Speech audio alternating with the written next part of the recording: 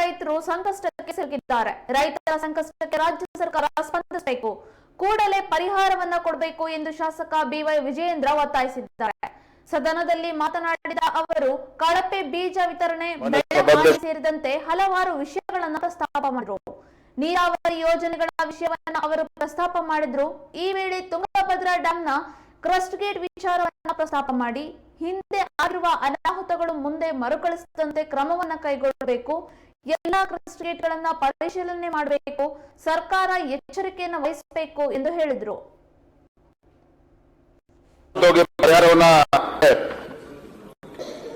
ಉತ್ತರ ಕರ್ನಾಟಕ ಅಂತ ಹೇಳಿದ್ರೆ ನಾವೆಲ್ಲರೂ ಕೂಡ ಮಾತನಾಡ್ತಕ್ಕಂಥದ್ದು, ನೆನಪಾಗ್ತಕ್ಕಂಥದ್ದು ಅಂತ ಹೇಳಿದ್ರೆ ರೈತರ ಸಮಸ್ಯೆಗಳ ಬಗ್ಗೆ ಹೆಚ್ಚು ನಾವು ಚರ್ಚೆ ಮಾಡಬೇಕಾಗ್ತದೆ.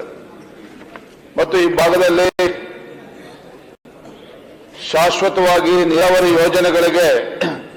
ಯೋಜನೆಗಳಿಗೊಂದು ಶಾಶ್ವತವಾಗಿ ಪರಿಹಾರವನ್ನ ಕೊಡ್ತಕ್ಕಂಥದ್ದು,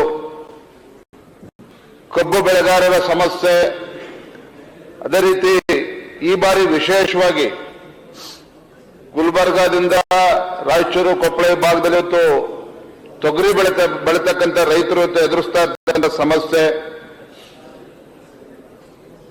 ಮತ್ತೆ ಉತ್ತರ ಕರ್ನಾಟಕದಲ್ಲಿ ವಿಶೇಷವಾಗಿ ಏನು ಯುವ ಜನತೆ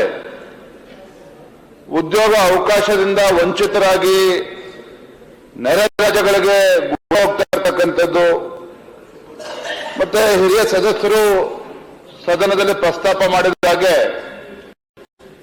ನಾವು ಈ ಭಾಗದಲ್ಲಿ ಒಂದು ಮೂಲಭೂತ ಸೌಕರ್ಯಗಳು ಆ ಕೊರತೆಯನ್ನ ಈಡೇರಿಸತಕ್ಕಂಥದ್ದು, ಶಿಕ್ಷಣ ಕ್ಷೇತ್ರ, ಆರೋಗ್ಯ ಕ್ಷೇತ್ರ, ಕುಡಿಯ ನೀರಿನ ಸಮಸ್ಯೆ, ಇವೆಲ್ಲದರ ಬಗ್ಗೆನೂ ಸಹ ರಾಜ್ಯ ಸರ್ಕಾರ ಹೆಚ್ಚು ಗಮನ ಹರಿಸಬೇಕು ಅನ್ನೋದು ಎಲ್ಲರ ಒಂದು ಅಭಿಪ್ರಾಯ. ನೇರವಾಗಿ ವಿಚಾರಕ್ಕೆ ಬರ್ತೇನೆ ಮಾನ್ಯ ಸಭಾಧ್ಯಕ್ಷರೇ. ಏನು ರಾಜ್ಯ ಸರ್ಕಾರ ಸೆಪ್ಟೆಂಬರ್ 17ರಂದು ಗುಲ್ಬರ್ಗದಲ್ಲಿ ಸಚಿವ ಸಂಪುಟ ಸಭೆಯನ್ನ ಇಟ್ಕೊಂಡಿದ್ರು. ಐತಿಹಾಸಿಕ ಸಚಿವ ಸಂಪುಟ ಸಭೆ ಮಹತ್ವದ ಘೋಷಣೆ, ಕಲ್ಯಾಣ ಕರ್ನಾಟಕಕ್ಕೆ ಬಂಪರ್ ಅಂತ ಹೇಳಿ ಒಂದು ಪ್ರತ್ಯೇಕ ಸಚಿವಾಲಯನ ಕೊಡ್ತಕ್ಕಂಥದ್ದಾಗಲಿ, ಸುಮಾರು 11,770 ಕೋಟಿ ರೂಪಾಯಿಗಳ ಒಂದು ಕ್ರಿಯಾ ಯೋಜನೆಯನ್ನ ಬೀದರು, ರಾಯಚೂರು, ಗುಲ್ಬರ್ಗ ಭಾಗಕ್ಕೆ ಕೊಡ್ತೇವೆ ಅಂತೇಳಿ ಸರ್ಕಾರ ಘೋಷಣೆ ಮಾಡಿದ್ರು ಸಹ ಘೋಷಣೆ ಬಹುತೇಕ 2 ತಿಂಗಳ ಕಾಲ ಮುಗಿದಿದೆ. ಆದ್ರೂ ಕೂಡ ಈ ಬಗ್ಗೆ ಸರ್ಕಾರದ ಘೋಷಣೆಗೆ ಉಳಿದಿದೆ ಹೊರತು ಅದರಿಂದ ಯಾವುದೇ ಒಂದು ಹಣ ಬಿಡುಗಡೆ ಆಗಲಿ, ಇದ್ರ ಬಗ್ಗೆ ಏನು ಘೋಷಣೆ ಆದಂತಹ ಕ್ರಮವನ್ನ ಕೈಗೊಳ್ತಕ್ಕಂಥ ಕೆಲಸ ಆಗಿಲ್ಲ. ಅದ್ರ ಬಗ್ಗೆ ಮಾನ್ಯ ಮುಖ್ಯಮಂತ್ರಿಗಳು ಗಮನಿಸಬೇಕು ಅನ್ನುವ ವಿನಂತಿಯನ್ನ ಈ ಸಂದರ್ಭದಲ್ಲಿ ನಾನು ಮಾಡ್ತಾ ಇದ್ದೇನೆ ತಮ್ಮ ಮುಖೇನ. ನಮಗೆಲ್ಲ ತಿಳಿದಿರೋ ಹಾಗೆ ಪ್ರೊಫೆಸರ್ ನಂಜುಂಡಪ್ಪ ವರದಿ, ಉತ್ತರ ಕರ್ನಾಟಕದಲ್ಲಿ ಅತಿ ಹೆಚ್ಚು ತಾಲೂಕುಗಳು ಇವತ್ತು ಅಭಿವೃದ್ಧಿ ಆಗದೆ ಹಿಂದುಳಿದಿರ್ತಕ್ಕಂಥದ್ದು. ಹಾಗಾಗಿ ತಮ್ಮ ಮುಖೇನ ರಾಜ್ಯ ಸರ್ಕಾರಕ್ಕೆ, ಮಾನ್ಯ ಮುಖ್ಯಮಂತ್ರಿಗಳಿಗೆ ನಾನು ಒತ್ತಾಯ ಮಾಡ್ತೇನೆ.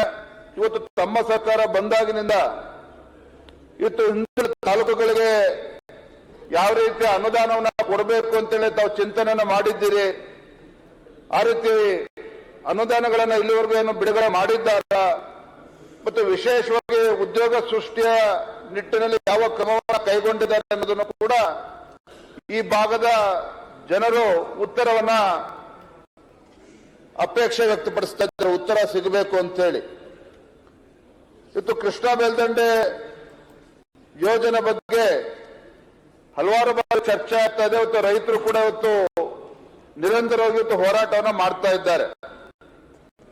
ಈ ಸರ್ಕಾರ ಬರುವ ಮುಂಚಿತವಾಗಿ ತಮ್ಮ ಪ್ರಣಾಳಿಕೆಯಲ್ಲೂ ಕೂಡ ಘೋಷಣೆ ಮಾಡಿದ್ದು, ಸ್ವತಃ ಮುಖ್ಯಮಂತ್ರಿಗಳು ಕೂಡ ಘೋಷಣೆ ಮಾಡಿದ್ದು, ಪ್ರತಿ ವರ್ಷವೂ ಸಹ ಕನಿಷ್ಠ 40,000 ಕೋಟಿಗಳನ್ನ ನಾವು ಬಿಡುಗಡೆ ಮಾಡ್ತೇವೆ, 5 ವರ್ಷದಲ್ಲಿ 2 ಲಕ್ಷ ಕೋಟಿ ಕೊಡ್ತೇವೆ ಅಂತೇಳಿ ಘೋಷಣೆಯನ್ನು ಕೂಡ ಮಾಡಿದ್ದು.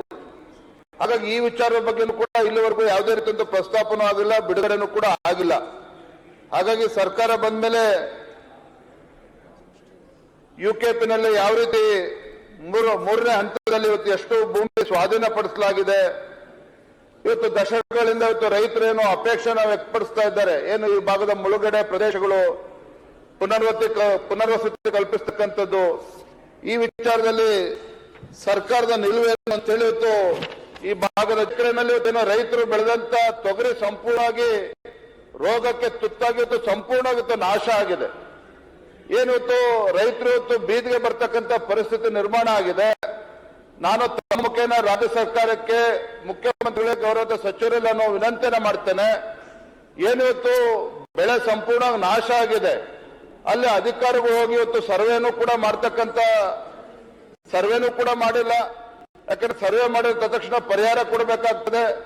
ಈಗಲಾದ್ರೂ ಕೂಡ ತಡ ಆಗಿದ್ರು ಸಹ ತತ್ಕ್ಷಣ ರಾಜ್ಯ ಸರ್ಕಾರ ಗಮನ ಕೊಟ್ಟು ಆ ಭಾಗಕ್ಕೆ ಅಧಿಕಾರಿಗಳು ರೈತ ಹೊಲಕ್ಕೆ ಭೇಟಿಯನ್ನು ಕೊಟ್ಟು ಒಂದು ಸರ್ವೆ ಮಾಡಿ ಪರಿಹಾರ ಕೊಡ್ತಕ್ಕಂಥ ನಿಟ್ಟಿನಲ್ಲಿ ಸರ್ಕಾರ ಒಂದು ತೀರ್ಮಾನವನ್ನು ಮಾಡಬೇಕು ಅಂತೇಳಿ ಸಂದರ್ಭ ಹೇಳಕ್ಕೆ ಇಷ್ಟಪಡ್ತೇನೆ. ವಿಶೇಷವಾಗಿ ಅಥಣಿ ಭಾಗದಲ್ಲಿ ಕಳಪೆ ಬೀಜದ ತೊಗರಿನಲ್ಲಿ ಕಳಪೆ ಬೀಜ ಕೊಟ್ಟಿರುವ ಕಾರಣ ರೈತರು ಸಂಕಷ್ಟದಲ್ಲಿದ್ದಾರೆ. ಸುಮಾರು 14-15 ಸಾವಿರಕ್ಕೂ ಹೆಚ್ಚು ಹೆಕ್ಟೇರ್ನಲ್ಲಿ ರೈತರು ತೊಗರಿ ಬೆಳೆದಿದ್ದಾರೆ. ಸುಮಾರು 8 ಅಡಿ 9 ಅಡಿ ಗಿಡ ಬೆಳೆದಿದೆ. ಆದ್ರೆ ಕಾಯಿ ಕಷ್ಟನೇ ಹೊತ್ತು ಅಲ್ಲೂ ಕೂಡ ರೈತರು ಸಂಕಷ್ಟದಲ್ಲಿದ್ದಾರೆ. ಅದ್ರ ಬಗ್ಗೆನೂ ಕೂಡ ಸರ್ಕಾರ ಗಮನ ಹರಿಸಬೇಕು ಅಂತೇಳಿ ತಮ್ಮ ಮುಖೇನ ನಾನು ಆಗ್ರಹವನ್ನು ಮಾಡ್ತಾ ಇದ್ದೇನೆ. ನಾವು ನೋಡಿದ್ವಿ ಕಳೆದ ತಿಂಗಳು ತುಂಗಭದ್ರಾ ಅಣೆಕಟ್ಟು ನಮ್ಮ ರಾಜ್ಯದೊಂದು ಪ್ರತಿಷ್ಠಿತ ಒಂದು ಜಲಾಶಯ ರಾತ್ರೋರಾತ್ರಿ ಇವತ್ತು 19ನೇ ಒಂದು ಕ್ರಸ್ಟ್ ಗೇಟ್ ಮುರಿದು ಬಿದ್ದಾಗ ಸುಮಾರು 35 TMC ಪೋಲ್ ಆಗಿ ಡ್ಯಾಮು ಕೂಡ ಖಾಲಿಯಾಗಿ ರೈತರು ಬಹಳ ಸಂಕಷ್ಟದಲ್ಲಿದ್ರು. ನಮಗೆಲ್ಲ ತಿಳಿದಿರೋ ಹಾಗೆ ಇವತ್ತು ಉಳಿದಿರ್ತಕ್ಕಂಥ 35 ಗೇಟ್ಗಳು ಇವತ್ತು ಯಾವ ಪರಿಸ್ಥಿತಿಯಲ್ಲಿದೆ ಅದ್ರ ಕಡೆ ಕೂಡ ಸರ್ಕಾರ ಗಮನಿಸಬೇಕಾಗ್ತದೆ. ಯಾಕಂದ್ರೆ ಈಗಾಗಲೇ ಯಾವ ರೀತಿ ಅನಾಹುತ ಆಗಿದೆ ಅಂತೇಳಿ ಅವತ್ತೇನು 19ನೇ ಕ್ರಸ್ಟ್ ಗೇಟ್ ಮುರಿದು ಬಿದ್ದಾಗ ಆ ಸಮಸ್ಯೆ ಏನು ಅಂತೇಳಿ ನಮ್ಗೆ ಅರ್ಥ ಆಗಿದೆ. ಈಗಲಾದ್ರೂ ಕೂಡ ರಾಜ್ಯ ಸರ್ಕಾರ ಎಚ್ಚೆತ್ತುಕೊಂಡು ಆ ಕ್ರಸ್ಟ್ ಗೇಟ್ ಉಳಿದಿರ್ತಕ್ಕಂಥ ಕ್ರಸ್ಟ್ ಗೇಟ್ಗಳ ಪರಿಸ್ಥಿತಿ ಏನು ಅದನ್ನು ಯಾವ ರೀತಿ ಸರಿಪಡಿಸಬೇಕು ಇದ್ರ ಬಗ್ಗೆನೂ ಕೂಡ ಸರ್ಕಾರ ಗಮನ ಹರಿಸಬೇಕು ಅಂತ ಹೇಳಿ ಸಂದರ್ಭದಲ್ಲಿ ಹೇಳ್ತಾ, ಇವತ್ತು ಹಿಂದೆ ಬಿಜೆಪಿ ಸರ್ಕಾರ ಇದ್ದಾಗ ಏನು ಕೇಂದ್ರ ಸರ್ಕಾರದ ನರೇಂದ್ರ ಮೋದಿಜಿ ಅವರ ಒಂದು ಕನಸಿನ ಒಂದು ಯೋಜನೆ ಜಲ್ ಜೀವನ್ ಮಿಷನ್, ಈಗ ಒಂದು